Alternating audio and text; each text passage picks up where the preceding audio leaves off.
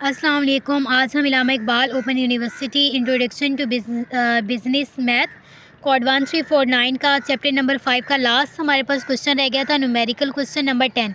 ठीक है, previous lecture में हम क्वेश्चन नंबर 9 तक कंप्लीट कर चुके हैं और ये लास्ट ही क्वेश्चन है, क्वेश्चन नंबर 10। आप अपनी एक्सरसाइज ओपन करें तो उसमें आपके पास क्वेश्चन नंबर 10 गिवन है, फाइंड टू नंबर्स। आपने 2 नंबर्स फाइंड करने हैं।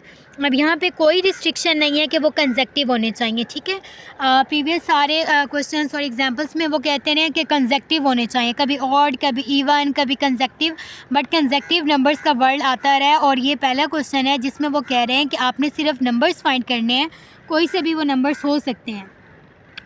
लेकिन आगे वो कह रहे हैं हु सम, जिनको अगर आप आपस में ऐड कर दें तो आंसर आ जाए आपका 20। पहले पूरा क्वेश्चन बता देती हूँ। Find two numbers who sum and product are 20 and 45 respectively.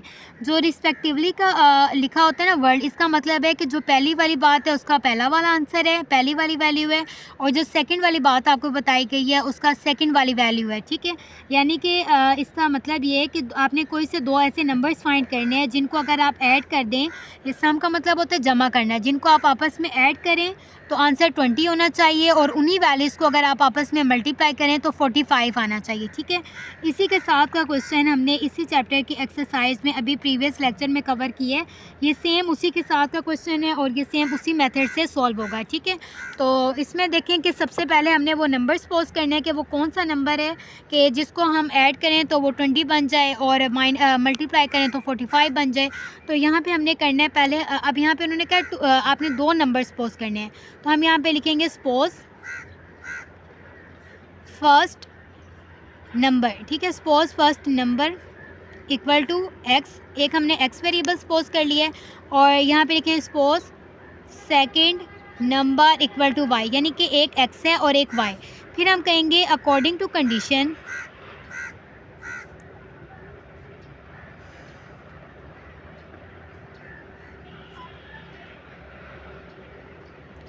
According to given condition में उन्होंने कहा है कि आपने इन दोनों ये जो आपने 2 नंबर सपोज किए ना, इनको अगर आप ऐड कर दें तो आंसर आना चाहिए 20। ठीक है, तो यहाँ पे हम x रहने देंगे और ये 20 है, तो हम क्या करेंगे, इसको ये क्वेश्चन सॉल्व तो नहीं हो सकती लेकिन ये सिंप्लीफाई हो सकती है। और ये प्लस y है तो हम उसको इस साइड पे ले जाएंगे तो ये क्या बन जाएगा, माइनस y। तो ये सिंप्लीफाई होके हमारे पास x की डायरेक्ट वैल्यू तो नहीं लेकिन इनडायरेक्ट वैल्यू हमारे पास आ जाती है कि 20 में से अगर हम y की वैल्यू को माइनस कर दें तो हमारे पास जो रिमेनिंग आंसर आएगा वो हमारे पास x की वैल्यू का होगा। ठीक है, सेम ये वही क्वेश्चन है जो अभी हम कंप्लीट कर चुके हैं प्रीवियस लेक्चर में। अब क्योंकि हमारे पास x का इनडायरेक्ट आंसर तो आ गया, तो अब हमने क्या करना है, y का आंसर निकालना है। तो y का आंसर के लिए हमें सेकेंड इक्वेशन बनानी पड़ेगी। तो सेकेंड इक्वेशन में उन्होंने क्या कहा था, ये यहाँ पर मैं लिख रही हूँ अकॉर्डिंग टू सेकंड कंडीशन। ठीक है, सेकंड कंडीशन में उन्होंने क्या कहा था कि अगर आप इन्हीं 2 वैल्यूज़ को मल्टीप्लाई कर देंगे, एक्स वाई का क्या मतलब है, इन दोनों वैल्यूज़ को मल्टीप्लाई कर देंगे तो वो आंसर इक्वल होना चाहिए 45 के। ठीक है, अब हमारे पास x की वैल्यू, x का तो आंसर हमने फाइंड कर लिया, चाहे इनडायरेक्ट ही है लेकिन x का आंसर तो है। तो यहाँ पे x की जगह पे x का आंसर हम लिखेंगे 20 माइनस वाई। तो ये 20 माइनस वाई किसका आंसर है, x का, और y का भी हमें आंसर नहीं पता तो हम y variable as it is लिखेंगे, इक्वल टू क्या हो जाएगा, 45। अब इसका मतलब है कि ये जो y है ना, ये इस होल के साथ मल्टीप्लाई हो रहे हैं, तो y जब इसके साथ मल्टीप्लाई हो जाएगा 20 के साथ तो ये क्या बन जाएगा, 20y माइनस, और y आपस में मल्टीप्लाई हो जाएंगे तो क्या हो जाएगा, वाई स्क्वायर, और यहाँ पे क्या आ जाएगा 45। ठीक है, तो अब ये हमारे पास कंडीशन बन गया, हम इसको रीअरेंज कर लेंगे जैसे पिछले क्वेश्चन में किया था ताकि हमें क्वेश्चन को सॉल्व करने में आसानी रहे। तो यहाँ पे बेशक आप लिख लिया करें रीअरेंजमेंट। ठीक है, पहले हम क्या लिखेंगे, माइनस वाई स्क्वायर, अब ये क्या है, ये प्लस में है तो यहाँ पे हम लिखेंगे प्लस 20y।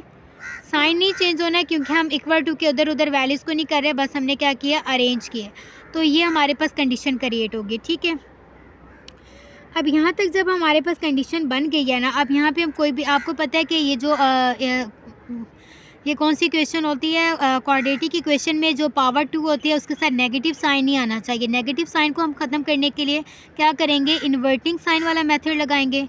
इन्वर्टिंग साइन का मेथड लगा के, उसमें इन्वर्टिंग साइन के मेथड में क्या होता है कि सारी वैल्यूज़ के साइन क्या हो जाते हैं, चेंज। तो ये माइनस वाई स्क्वायर है तो ये प्लस वाई स्क्वायर हो जाएगा, ये प्लस 20y है तो ये माइनस 20y हो जाएगा, ये 45 है तो ये माइनस 45 हो जाएगा। ठीक है, ये भी पॉजिटिव थी, ये नेगेटिव होगी, ये भी पॉजिटिव वैल्यू थी, ये भी नेगेटिव होगी, और ये नेगेटिव थी और ये किस में होगी, ये पॉजिटिव में होगी। तो ये इन्वर्टिंग साइन से ये होता है कि साइन चेंज हो जाते हैं। ठीक है, अब हमारे पास क्या कंडीशन क्रिएट हो गया ये, तो अब हमारे पास ये क्योंकि क्वाड्रेटिक इक्वेशन है, क्वाड्रेटिक इक्वेशन में क्या होता है कि सारी वैल्यूज़ एक साइड पे होती हैं और दूसरी साइड पे क्या होता है, ज़ीरो। तो ये 20y आ गया। अब ये कांस्टेंट वैल्यू है, इसकी साइड चेंज करेंगे, ये माइनस 45 है तो इधर आके क्या हो जाएगा, प्लस 45, और यहाँ पे क्या आ जाएगा, ज़ीरो। अब ये जो हमारे पास कंडीशन क्रिएट हो गई है ना, ये वाली, ये हमारे पास कौन सी इक्वेशन है, ये हमारे पास क्वाड्रेटिक इक्वेशन है, क्योंकि इसकी पावर क्या है, इसकी एक वेरिएबल की पावर है 2, एक वेरिएबल की पावर है 1, और एक हमारे पास है ये कांस्टेंट वैल्यू, और एक हमारे पास है इक्वल टू के उस साइड पे ज़ीरो। तो ये जो कंडीशन होती है ये क्वाड्रेटिक इक्वेशन की होती है। अब ये क्योंकि क्वाड्रेटिक इक्वेशन बन गई है, अब आप इसे किसी भी मेथड से सॉल्व कर सकते हैं। आप चाहे तो फैक्टराइजेशन मेथड से सॉल्व करें, चाहे आप कंप्लीटिंग स्क्वायर मेथड से सॉल्व करें, चाहे आप क्वाड्रेटिक फार्मूला से सॉल्व करें, आंसर आपका सेम आएगा। प्रीवियस जो हमने क्वेश्चन किया था उसमें हमने ये वाला क्वेश्चन फैक्टराइजेशन मेथड से इस इक्वेशन को सॉल्व किया था। तो हम प्रैक्टिस के लिए इसको हम क्या कर लेते हैं, अब हम इसको क्वाड्रेटिक फार्मूला के ज़रिए सॉल्व कर लेते हैं कि आपकी ना प्रैक्टिस हो जाए क्वाड्रेटिक इक्वेशन की। ठीक है, तो अगर आप हमने जो इक्वेशन बनाई है उसमें हमारे पास ए की वैल्यू क्या है 1, बी की वैल्यू -20 और सी की वैल्यू क्या है 45। मैंने आपको बताया कि वो वैल्यू जिसके ऊपर पावर 2 हो वो हमारे पास ए की वैल्यू होती है, वो वैल्यू जिसके ऊपर पावर 1 हो तो वो हमारे पास बी की वैल्यू होती है, और जो कांस्टेंट हो वो हमारे पास सी की वैल्यू होती है। ठीक है, तो वैल्यूज़ तो हमने निकाल ली हैं, अब हमने क्या अप्लाई करना है, अब हमने फार्मूला अप्लाई करना है। ठीक है, क्योंकि हम क्वाड्रेटिक फार्मूला से यूज़ करें तो यहाँ पे फार्मूला मेंशन करेंगे, और क्वाड्रेटिक इक्वेशन का फार्मूला हमारे पास क्या है, x equal to minus b. तो यहाँ पे हम फार्मूला लगाएंगे x equal to minus b plus minus b square minus 4ac, और इस होल को हमने डिवाइड करना होता है 2a पे। ठीक है, तो यहाँ पे क्या आ जाएगा, नीचे आ जाएगा 2a। तो इसको हमने इसमें अब अपनी वैल्यूज़ लिखनी है। वैल्यूज़ हमने क्या लिखनी है, यहाँ पे माइनस है फार्मूला का, हम भी माइनस लगाएंगे। b का आंसर हमारे पास क्या है -20, और प्लस माइनस फार्मूला का आ जाएगा, स्क्वायर रूट आ जाएगा फार्मूला का। b का आंसर हमारे पास -20 का हमने ले लेना है स्क्वायर रूट, माइनस का साइन लगाना है 4, एक आंसर हमारे पास क्या 1, तो यहाँ पे हम लिखेंगे 1, और सी का आंसर सी की वैल्यू हमारे पास क्या 45, तो यहाँ पे हम लिखेंगे 45, और उसके ऊपर होल के ऊपर स्क्वायर रूट, और नीचे हमारे पास क्या वैल्यूज़ हैं 2, और ए की वैल्यू हमारे पास क्या 1, तो यहाँ पे 1 लिखेंगे। यानी कि पहले हमने फार्मूला लिखा और फार्मूला के अकॉर्डिंगली जितनी जो वैल्यूज़ थी हमने वो लिखी हैं। ठीक है, तो ये वैल्यूज़ को लिखने के बाद हमने क्या करना है कि इसको फर्दर सॉल्व करना है। अब ये माइनस माइनस क्या होता है, माइनस माइनस प्लस होता है, तो ये 20 क्या हो जाएगा, +20 हो जाएगा। फार्मूला का plus minus as it is आ जाएगा। उसके बाद ये देखें ये -20 है, -20 का स्क्वायर रूट। मैंने आपको बताया हुआ है कि -20 का स्क्वायर रूट अगर आप किसी भी वैल्यू का स्क्वायर रूट लेंगे ना जिसके साथ माइनस होगा तो वो स्क्वायर रूट गलत आता है। आप -20 स्क्वायर रूट का क्या मतलब होता है कि आपने उस वैल्यू को 2 दफ़ा मल्टीप्लाई करना है। तो आप सिंपली इसको आपने खुद से 2 दफ़ा मल्टीप्लाई करना है, तब आपका आंसर सेम आएगा। ठीक है, तो -20 को -20 से मल्टीप्लाई करें तो हमारे पास क्या आता है 400, तो यहाँ पे 400 लिखेंगे। उसके बाद हमारे पास क्या है -4, 1 और 45 आपस में क्या हो रहा है मल्टीप्लाई, तो हम लिखेंगे -4 मल्टीप्लाई हो रहा है 1 से, फिर मल्टीप्लाई हो रहा है 45 से। ठीक है, तो इनको अगर हम सॉल्व करें तो हमारे पास क्या आंसर आता है -180। तो यहाँ पे हम लिखेंगे -180, और डिवाइड के नीचे हमारे पास क्या है 2, तो यहाँ पे आ जाएगा 2। ठीक है, अब यहाँ पे लिखेंगे 20 एज इट इज़, क्योंकि अभी तक हमने इसको सॉल्व नहीं किया। अभी तक हम क्या करें, स्क्वायर रूट वाली वैल्यूज़ को सॉल्व करें। तो 400 में से 180 को माइनस करें तो हमारे पास आता है 400 में से 180 को माइनस करें तो हमारे पास आता है 200। अब देखिए ये हमारे पास क्रिएट हो गया था 4 को 1 से मल्टीप्लाई 45 मनी। अच्छा ये देखिए, अब हमारे पास क्या है 400, इसमें से हमने माइनस क्या कर देना है, 400 में से माइनस करना है 180। ठीक है, तो 180 की वैल्यू को माइनस करेंगे तो हमारे पास 220 आ रहा है। ठीक है, तो यहाँ पे हम 220 लिखेंगे और नीचे हमारे पास क्या आ जाएगा 20। ठीक है, अब फिर क्या करेंगे 20 एज इट इज़ आ जाएगा, प्लस माइनस। अब इसका हमने क्या लेना है स्क्वायर रूट।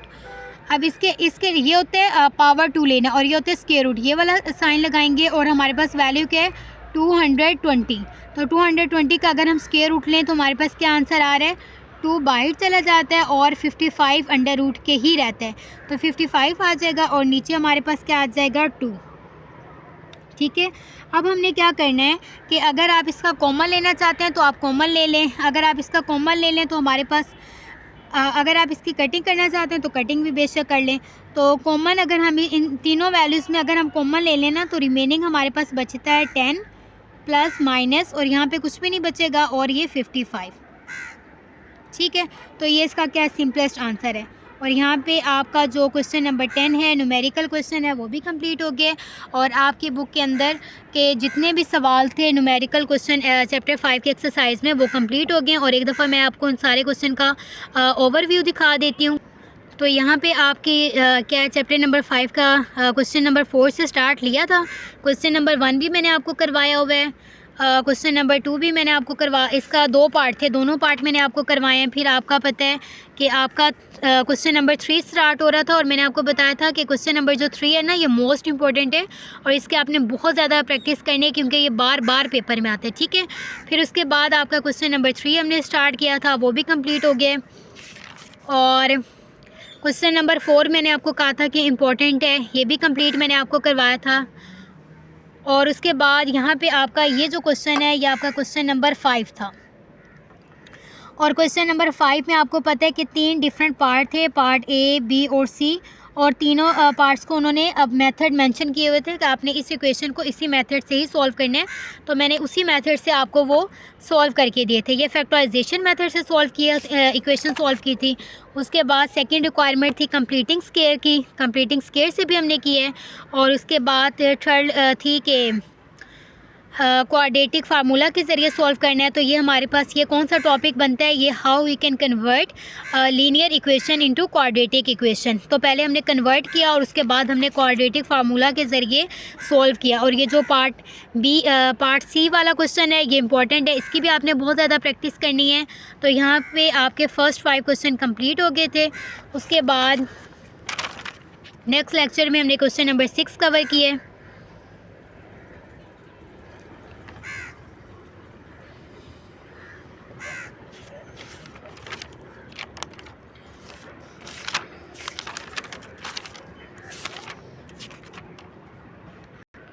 फिर हमने क्वेश्चन नंबर 7 कवर किया था, 7 एंड 8।